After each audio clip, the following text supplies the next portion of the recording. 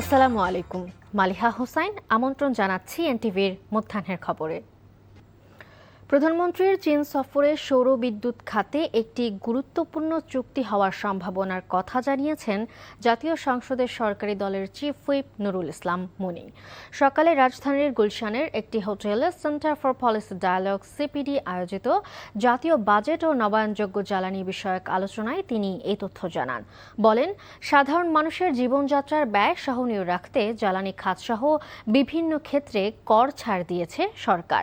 পাশাপাশি অব্যাহত রাখা হয়েছে প্রয়োজনীয় ভর্তুকি সহায়তাও। তিনি জানান, জ্বালানিতে স্বয়ংসম্পন্ন হতে অচিরেই নবায়নযোগ্য জ্বালানি খাতে আরও বিস্তৃত করার সুবিধা ঘোষণা করা হতে পারে। তিনি আরও বলেন, টেকসই উন্নয়ন ও জ্বালানি নিরাপত্তা নিশ্চিত করতে বিকল্প শক্তির উৎস ব্যবহারে সরকার বিশেষ গুরুত্ব দিচ্ছে। এ খাতে বেসরকারি বিনিয়োগ উৎসাহিত করার পাশাপাশি উদ্যোক্তাদের প্রয়োজনীয় নীতি সহায়তা ও প্রণোদনা দেওয়ার উদ্যোগও অব্যাহত রয়েছে। কার্যক্রম নিষিদ্ধ আওয়ামী লীগের প্রতিষ্ঠা বার্ষিককে কেন্দ্র করে সহিংসতার আশঙ্কায় ঢাকাসহ ৬ জেলায় সেনাবাহিনীর সদস্যদের মোতায়েন করা হয়েছে। যে কোনো ধরনের নৈরাজ্য প্রতিহতে সর্বোচ্চ সতর্ক রয়েছে আইনশৃঙ্খলা বাহিনী। এদিকে নাশকতা সৃষ্টির পরিকল্পনার অভিযোগে গতরাতে সাভার ও আশুলিয়া থেকে ১৩ আওয়ামী লীগ কর্মীকে আটক করেছে পুলিশ। ঢাকা জেলার অতিরিক্ত পুলিশ সুপার মোহাম্মদ জাহাঙ্গীর আলম জানান, গতকাল থেকেই ঢাকা জেলার বিভিন্ন পয়েন্টে সতর্ক রাখা হয় আইনশৃঙ্খলা রক্ষাকারী বাহিনীর সদস্যদের। এছাড়া ঢাকা, চট্টগ্রাম, গাজীপুর, নারায়ণগঞ্জ, ফরিদপুর ও গোপালগঞ্জ সেনা ও বিজিবি সদস্য মোতায়েন করা হয়েছে। এদিকে ডিএমপি কমিশনার মোসলেউদ্দিন আহমেদ বলেছেন, কার্যক্রম নিষিদ্ধ আওয়ামী লীগের যে কোনো ধরনের নাশকতা ঠেকাতে কঠোর অবস্থানে রয়েছে আইনশৃঙ্খলা বাহিনী। সকালে ব্রিফিংয়ে একথা বলেন তিনি। ককটেল বিস্ফোরণ থেকে আমরা একটি বিষয় আমাদের কাছে অবশ্যই প্রতিভাত হয়েছে যে কোনো ধরনের নাশকতার পরিকল্পনা তাদের কাছে থাকতে পারে।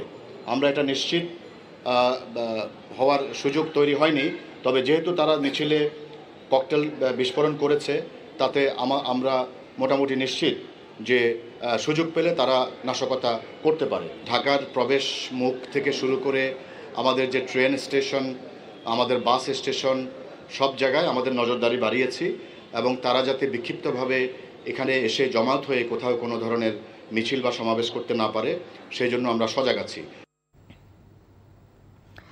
আওয়ামী লীগকে আবারও প্রাসঙ্গিক করার চেষ্টা হচ্ছে। জনগণকে নিয়ে তা প্রতিহত করা হবে বলে জানিয়েছেন প্রধানমন্ত্রীর রাজনৈতিক ও শিল্প মন্ত্রণালয় উপদেষ্টা রুহুল কবির রিজভী। সকালে রাজধানীর নয়াপল্টনে দলটির কার্যালয় থেকে আওয়ামী লীগের নাশকতা প্রতিহত করতে আয়োজিত বিক্ষোভ মিছিল শেষে তিনি একথা বলেন। ফ্যাসিবাদ কচুরিপনার মতো উকি দিচ্ছে বলেও মন্তব্য করেন তিনি। আবারও দেশকে দিল্লির গোলাম হতে দেয়া হবে না বলেও জানান তিনি। বলেন, গুম খুনের রাজনীতি দেশে আর ফিরে আসবে না। বর্তমান সরকার দেশের মানুষের কল্যাণে কাজ করছে। ফ্যাসিস্ট সরকারের সময় সংঘটিত গুম, খুন ও গণহত্যার প্রতিবাদে জাতীয় মসজিদ বায়তুল মোকাররমের উত্তর গেটে বিক্ষোভ মিছিল ও সমাবেশ করেছে বাংলাদেশ জামায়াতে ইসলামী।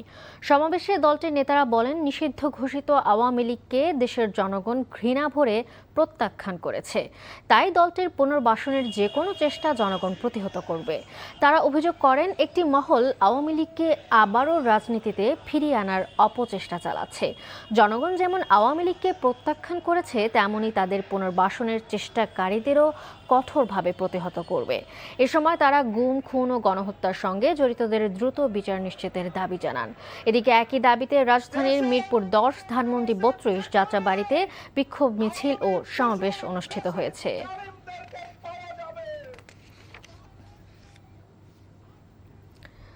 পলাতক দুর্নীতিবাজ সাবেক পুলিশ প্রধান বেনজির আহমেদের গোপালগঞ্জের Savanna eco resort and natural park যেন বিরান ভূমি।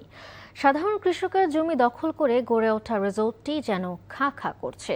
জেলা প্রশাসনের মাধ্যমে এই রিসোর্টটি সুরুচি ট্রেডার্সকে লিজ দেওয়া হয়েছে, তবে এখনও ক্ষতিগ্রস্ত কৃষক ফেরত পাচ্ছে না কোনো জমি। এই নিয়ে ক্ষোভ জানিয়ে দ্রুত বেদখল হয়ে যাওয়া জমি ফেরত চাইছেন তারা। গোপালগঞ্জ প্রতিনিধি মাসুদ পারভেজের পাঠানো রিপোর্ট। সাবেক পুলিশ প্রধান বেনজির আহমেদের কোটি টাকার এই রিসোর্টটি একসময় আলোচনার কেন্দ্রবিন্দু ছিল। সরগরম থাকত সবসময়, কিন্তু এখনকার চিত্র পুরোটাই ভিন্ন। জেলা প্রশাসন আদালতের নির্দেশে এই রিসোর্টটি লিজ দিলেও নেই আগের মতো চাকচিক্য, লোকজনের আনাগোনাও আগের মতো নেই। সদর উপজেলার বৈরাগী টোলগ্রামে প্রায় 621 বিঘা জমির উপর গড়ে তোলা হয়েছে Savanna eco resort and natural park. ভেতরে রয়েছে প্রায় 20টি পুকুর, 14টি কটেজ, একটি সুইমিং পুল, শিশু পার্ক। রিসোর্টের পাশাপাশি ফসলি জমি রয়েছে আরও 200 বিঘা।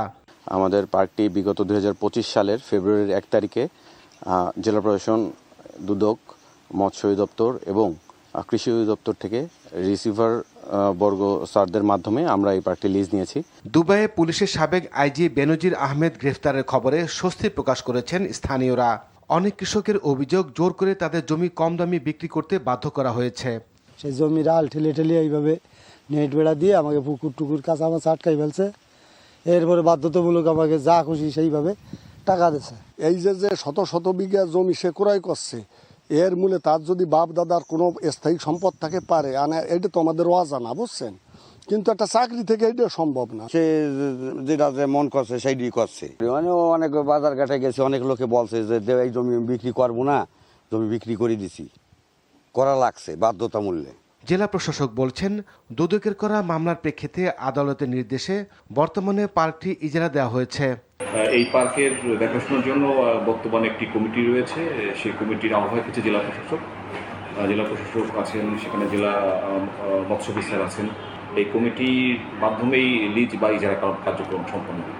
জোর করে কৃষকদের জমি অধিগ্রহণের অভিযোগ তদন্ত করে প্রয়োজনীয় ব্যবস্থা নেওয়ার দাবি সচেতন মহলের। NTV news desk. দেশে বিদেশে আলোচনার জন্ম দেওয়া ডোনাল্ড ট্রাম্প নামে পরিচিত অ্যালবাইনো মহিষটিকে জাতীয় চিড়িয়াখানা থেকে বৈজ্ঞানিক গবেষণার জন্য স্থানান্তর করা হয়েছে সাভারে বাংলাদেশ প্রাণী সম্পদ গবেষণা ইনস্টিটিউটে।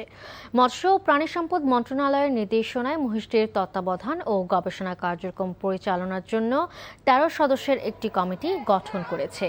কমিটির প্রধান করা হয়েছে মহিষ উৎপাদন গবেষণা বিভাগের প্রধান বৈজ্ঞানিক কর্মকর্তা ডক্টর গৌতম কুমার দেবকে।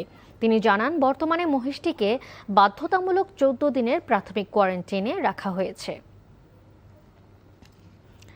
এই ছিল মধ্যাহ্নের খবরে। এই খবরের ভিডিও সহ আপডেট জানতে ভিজিট করুন এনটিভি অনলাইন www.ntvbd.com।